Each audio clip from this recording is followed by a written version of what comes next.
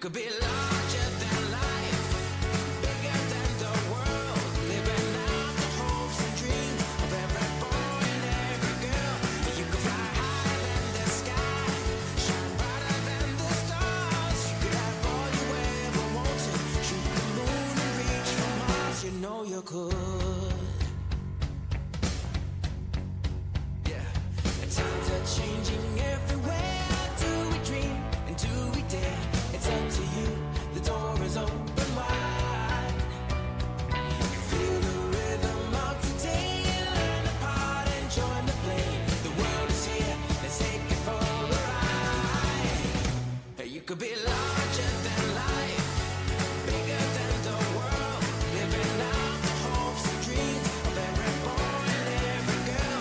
You could fly higher than the sky, shine brighter than the stars. You could have all you ever wanted, shoot the moon and reach for Mars. You know you could. Larger, larger than, bigger, bigger than, living hopes and dreams. Every boy and girl, higher, higher than, brighter, brighter than, all you wanted. You know, you could be larger than life, bigger than the world, living out the hopes and dreams of every boy and every girl. You could fly higher than the sky, shine brighter than the stars. You can have all you ever wanted.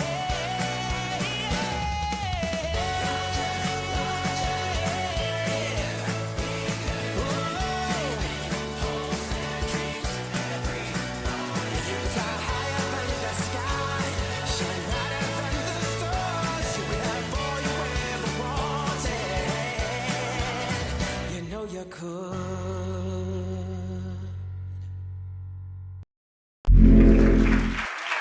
Good morning. Welcome to the channel Ecuador and Colombia and a special edition New Year's Coffee Time Live.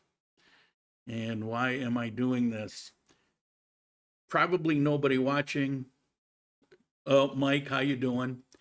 But I've been getting so many emails and messages and text messages. I can't keep up with them. It's kind of driving me crazy. And I want to respond to everybody, but it's like, So I'm doing this. Don't message. Except for you, Mike. At least about that. I won't go through the whole story. I'm doing pretty good. But I'll fill you in. There's more to come. Last Thursday, I got sick. I couldn't sleep Thursday night. Friday night, I couldn't sleep. Saturday morning, I went to the emergency. They took my blood test and my blood pressure, which is the thumbnail, was sky high. And they eliminated a few things probably, but depending on the blood test. And then the blood test machine, I think it was a centrifugal thing, it broke. And I was going to have to wait there like a total of about 12 hours. I wasn't going to do that, so I checked out, went home. So New Year's Eve, I sat here in agony. I will talk about the pain in a bit. And then New Year's Day, I went back about 6 o'clock in the morning again. Best time to go. And blood test results were in. Talked to a different doctor because it's an emergency, so you get whoever is up next. Pretty nice guy. Spoke some English, which was surprising. I got to question him about some things like when indigents come, I've heard that they get turned away. He goes, oh, no, absolutely. It's a law. We have to take them in. There's no option to it. Every public hospital or emergency public is required to take people in. Private, not so. So it's like the U.S., but you hear all kinds of stories. I just thought I would drop that in there. Looks like I'm boring to death, poor people. I'll try to get on with it. So anyway, the blood test came back and They did another EKG, so I had several.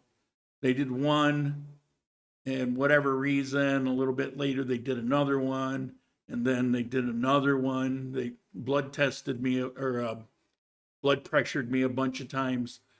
And the good news is my heart is as strong as it's ever been.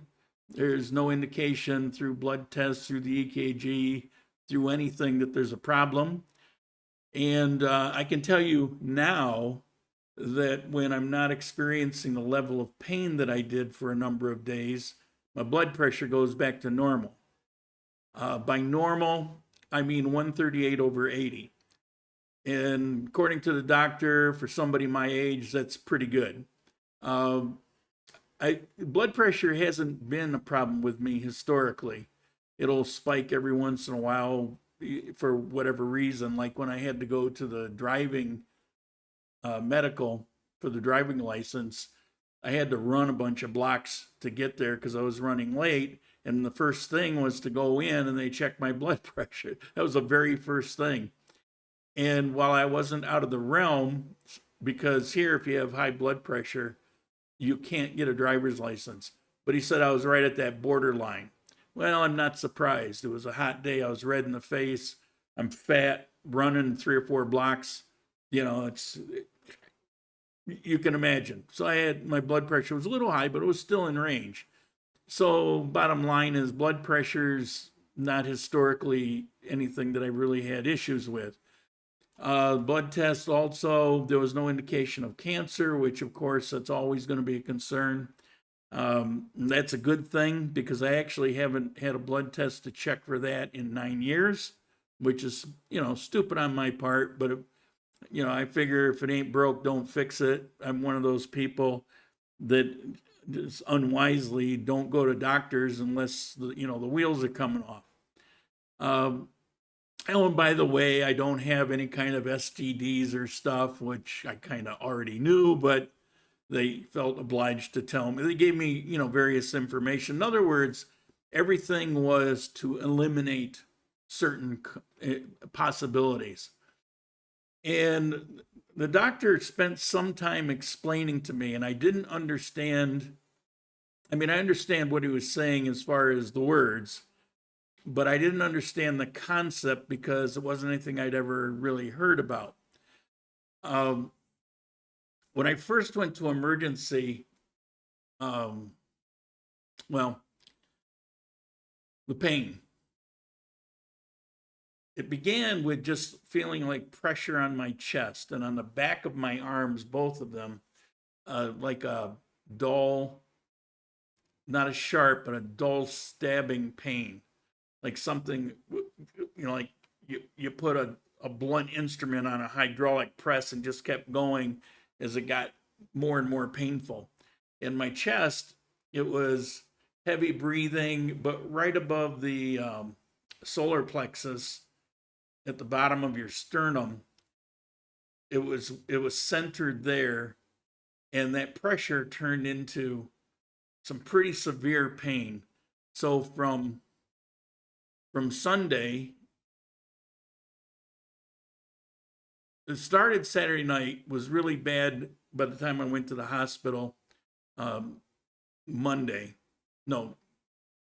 Started Sunday night, and it got really bad by the time I went to emergency Monday. Don't want to get my days mixed up. And it wasn't relieved, got bearable until Wednesday night before last. And that pressure turned into, I don't know, there was an uncomfort, a level of pain, a type of pain I've never experienced. And it was really frustrating because I couldn't do anything. I couldn't sit and watch TV. It was so distracting. I couldn't do that. I would sit down, I'd try to watch TV, I'd try to occupy myself. I'd have to get back up, I'd pace around, try to find a position that's comfortable, trying to, get my breath. I'd come in, sit here at the computer. I'd be here 5 minutes. I couldn't take it anymore. I'd get up and I'd walk around. Couldn't sleep. I tried laying down and tried to sleep. That wasn't working. There was one night I just kind of passed out for 2 hours, and that was awesome. So it went on like that for some days. Now, Monday when I was there, they told me what they think are two possibilities. It's related to my esophagus, and it's either some sort of inflammation or there's a tumor. You get non-cancerous tumors. They don't expect it would be cancerous, but there's something that's disrupting everything. And apparently, I've experienced acid reflux in my life a couple times. And both of those times, I had some kind of pasta and red wine. And that night, while I was laying down, I don't know, I was sleeping, but maybe I burped or something, and I woke up with this crazy acid burning in my throat. Oh, it's horrible. It's happened in my life maybe 2 or 3 times. And it's like, oh my God, and you're drinking things, you're trying to get it to go away. So when he was trying to explain to me about this esophagus problem, that's what I'm thinking of. And I kept saying, but I don't have that. Well, apparently you can have something similar that just never gets to your throat. It's something that takes place inside you. And that seems to be what's going on. And anyway, they gave me some medications that I don't understand. I mean, I just got around to understanding what beta blockers were. You know, it's like the medications they have these days, they're so esoteric. And this didn't seem like it was doing anything until Wednesday evening. So it was a couple days of taking this medicine twice a day, once in the morning, once in the late afternoon, where the pain started to subside. And since Wednesday evening, I can feel something, but it's not painful. I can sit and watch TV, I can read, I can work at the computer. I went out and got my new sedula. So those are all positive things. However, the medicine isn't a cure for anything from what I understand. It's essentially to tone things down and buying me some time. I have to avoid eating anything of real substance, and I have to avoid anything that's acidic. So no citrus juice and things like that. I've been living on, tomatoes are acidic, but in tomato soup, apparently it's okay. Because I asked about that, and he said tomato soup would be okay. So I made homemade tomato soup, and I've been living off that for 3 days. I made a huge vat of it. And bananas and yogurt. So that's all I've eaten since, God. Well, I didn't eat when all that pain was going on. Started eating Monday. So since Monday, that's all I've been eating. Fortunately, I'm a decent cook, and that tomato soup was killer. I got 1 cup left, and I'm not sure where I'm gonna. Obviously I'm bored of it. I got to do something different. But understand, this isn't a pity party. I'm doing fine, and considering that I'm an old fossil, I'm doing pretty magnificent. You know, when you hit 70 years old and you don't go to doctors very, very much, and the last time you went was almost a decade ago, and you know, you were told you were on death's door, and you know, you figure, well, you got no place to go but down. But then when you go in and you find out how strong your heart is and how cancer didn't return, and you know, your blood pressure's normal. The only thing that was driving the blood pressure was the pain, and I can understand that. So there's no pain, and my blood pressure is normal. I got a thing here. They took it a bunch of times, and anyway, is there anything else to say about it? I think I've said enough. I don't know what else to eat. The doctor that I normally will see that's not in the Sura insurance system, she's been out of town. She saw my Facebook post that I try to keep you guys informed. And I'm not telling you this. I would rather actually not tell you any of it. But if it's going to be a reason I'm not going to show a video or whatever, or if people know and they start filling in the blanks with like the worst that could happen, then I feel like I probably should just tell people. And so that's what I did with a Facebook post. That's what I'm doing here. You know, most people that ask probably don't care, but it doesn't matter. I actually appreciate all the thoughts.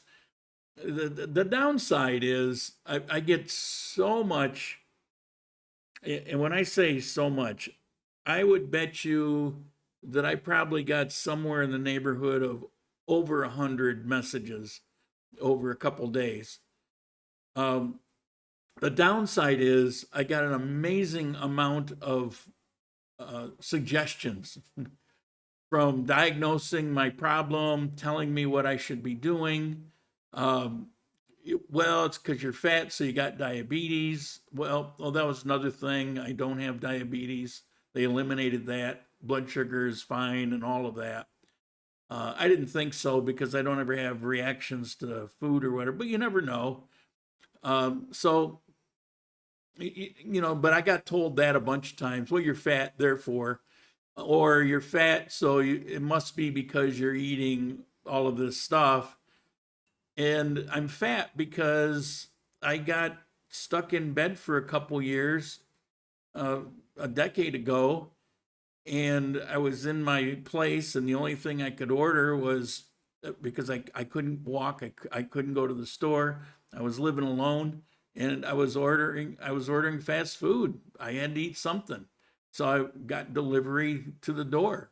And fast food back then, pre-COVID, I had my choice of fried chicken or hamburgers or pizza, and that was about it. You know, submarines, the kind of food that I'll eat now and then, but I don't eat on a regular basis. Well, I was stuck eating it. Plus, I was in bed, so I wasn't exercising. That was back when I couldn't even walk to the bathroom. I would have to crawl to the bathroom on my hands and knees. I'd take a shower sitting in the shower floor and reaching up and turning the knobs. I mean, it was horrible. I tried to cook at the stove by sitting on a stool, and I fell off the stool onto the stove.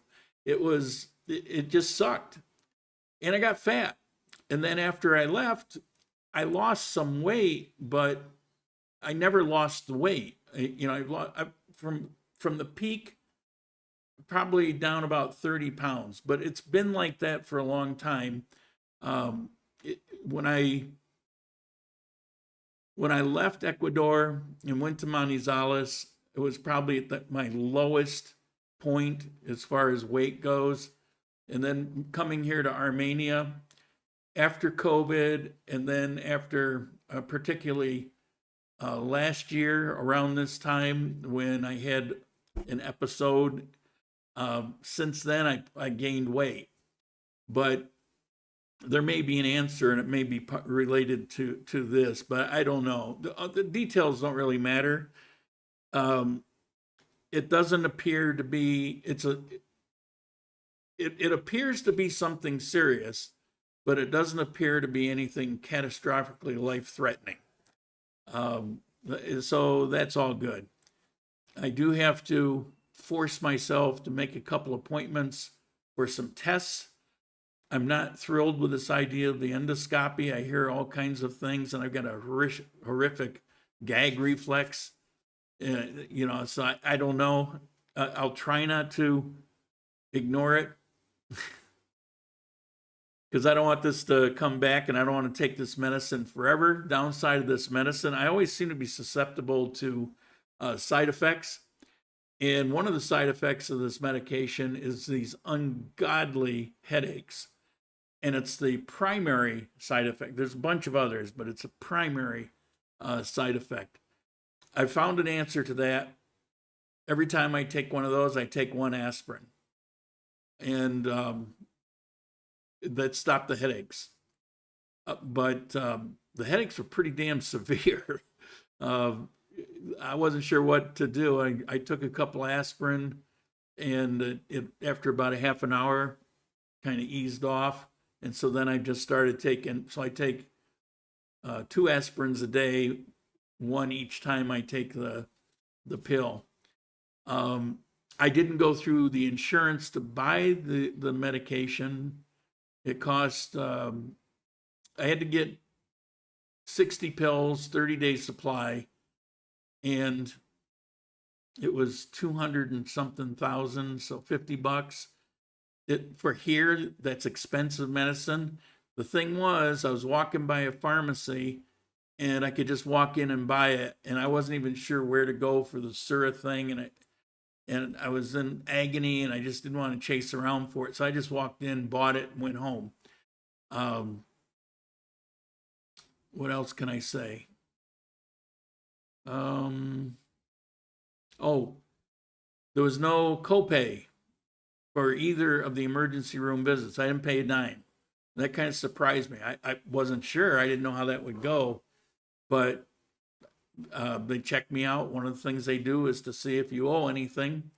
There's a locked door, you know, with a guard on it, and you have to go through. They cut your wristband off, and they check your record to see what's going on, and then they give you a release little slip of paper like that, and you give that to the guard, and then he unlocks it and lets you out. So I didn't owe anything, so that was pretty cool. The service at the emergency was as good as I would expect. Actually, it was actually better. I remember twice in my life that I can recall. No, there was a third time. Won't talk about that one. But one time I'd sliced my thumb really bad. I had to go sit in an emergency. This was in Rochester, New York. And the other time I had passed out and woke up in an ambulance, and they took me to emergency. It was over a kidney stone. Excruciating pain. Different kind of pain. Between the two, I would take this one that I just recently was suffering from. Kidney stone was the worst thing imaginable, at least the one I had. So anyway, both of those cases, I waited quite an extended period of time. The kidney stone was faster. I'm sure they triage it. The kidney stone was faster. I remember waiting a couple hours, and with the thumb, I think I had to wait 4 or 5 hours. And it took a lot of stitches, and I don't remember the one, but I remember the other, where the service was, you talk to a nurse, you talk to, what do you call them, the doctor assistant, patient, I forget what they call it, physician assistant. And they're just very matter of fact. You don't even know if they're listening. They just got a clipboard. They're not looking at you, and they just kind of write down. That's, in the US, that was kind of my experience in general, except at the VA hospital.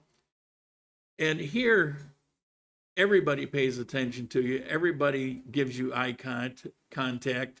If you have anything to say, they listen to what you say, then they write it down. It was a very different experience. The doctors, they don't have physician assistants. You meet with the doctor, you talk to the doctor. Everything is decided by the doctor. It doesn't go in front of any kind of board to determine the expense, or if you're too old to get the right kind of care. They don't have anything like that. The doctor looks at it, he decides what to do, and he does it. Period. End of story. You and the doctor make the call.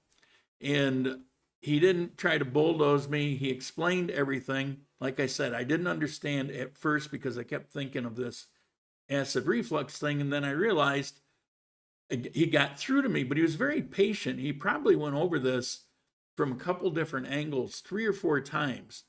Now, also remember that I was a little dizzy. It reminded me of that, I think it was a Tom Hanks movie when they talked about brain fog. Well, I had some brain fog working. Last coffee time, it was there. It was hard to focus or concentrate. It was some things I just didn't comprehend, and I had to hear him a couple times. But he was very patient through that. I told him, and he just, okay. And he was very patient, and he wasn't trying to rush me to get to the next person or anything like that. As a matter of fact, I think he spent about an hour with me. I wasn't timing it, but it was quite a period of time. And he took a lot of time to explain what was going on and talking about, what the treatments were, what the options were. So,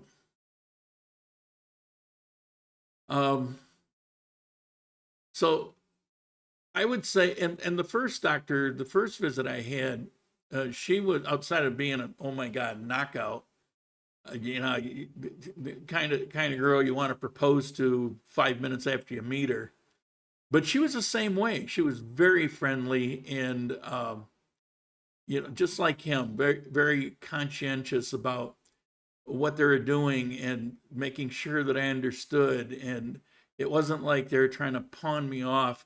And they were very good about explaining, okay, I'm going to send you over a nurse will meet you and they're going to take you over to the room where they take the blood and they're going to hook you up to the IV. And then you're going to come back and you're going to wait in this waiting area. And it was for something that was so horrendous, it was a pleasant experience objectively. Okay, here we go. I spelled my name wrong. I'm not a girl. Look into oral BPC peptide. Well, I appreciate that, but I don't know that I have gastritis. Right now it appears there's something physical, like possibly a tumor, and rather than shoot for the symptom beyond what they're giving me, which apparently seems to be working, this will turn out to be probably a temporary issue that is correctable. It is a good chance it will require some kind of surgery, but doesn't appear that it's an unusually serious or problematic surgery. It would be classified as kind of routine. What I did learn is that the esophagus will never repair or heal itself. So that has to be addressed. If there's any kind of damage, they actually have to like splice in other material or something like that. I thought everything in the body had the potential to heal, but the esophagus is something that it does not heal itself. What you get is what you get. I appreciate the thought, but we'll go through this and see what's going on. I can't really, I don't even know if maybe that's what I'm taking, or maybe that would be absolutely devastating against the medicine that I am taking. We'll go through the steps. We'll see what they have to say. I forget the term. It had esophagus in it. It wasn't gastritis, but it means an inflammation or blockage of the esophagus, or so it was explained to me. Okay, so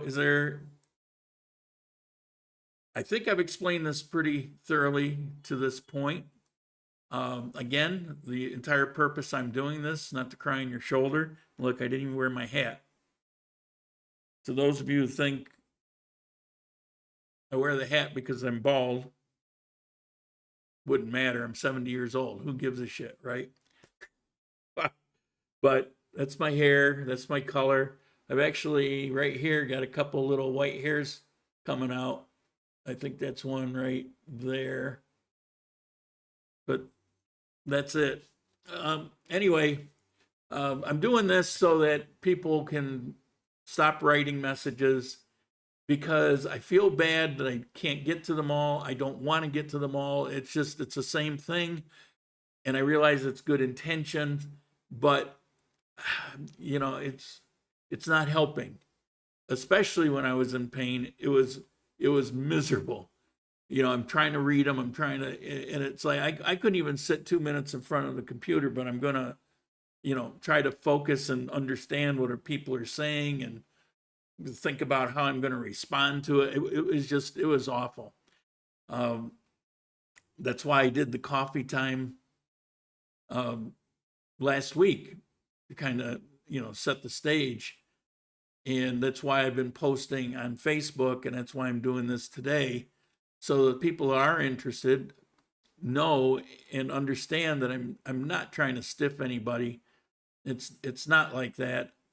I do appreciate the concern. It's just, it's really not helpful. I will try to take that myself when a friend or an acquaintance I know has an issue, to remember this. You know, maybe post a good wish on a social media, but not do the social message and not query them, or, you know, try to direct them, just let them deal with what they're dealing with. I can't say I really thought about it much before, but that's a lesson I've learned. Okay, so I'll give you a minute if you have any question or comment, and then we can all get on with our day. For those who actually came on live, I didn't expect anybody to be honest, but rather than do a video that I have to edit, I do this live, warts and all, and it'll be there for people who want to know. All right. Looks like we're done. So again, thank you for the concern, for the well wishes. Looks like I'm going to be okay. For those that are like Mike, that more in touch with me more often, or Turtle, if you're there, feel free to bug me about, don't forget to schedule those couple tests that need to get done, because without that pain driving me, I already don't feel like doing it. And I know that I should, because the pain is just masking whatever the releasing of the pain is just masking whatever the real issue is. And you know, after getting a bucket load of good news, no diabetes, no cancer, strong heart like bull, good blood pressure when I'm not in excruciating pain, that's all great news. I mean, that's kind of stuff I heard when I was 30. So that's pretty awesome. All right, got no questions. I guess we'll end it here. If you picked up at the beginning, you can just go back and watch it from the start. I just gave a quick breakdown of what's been going on. Apparently, there will be a normal coffee time, and I'm going to talk about my new project with the coffee cafes and farms a little bit. And that's it. So I'll see you Sunday. Ciao.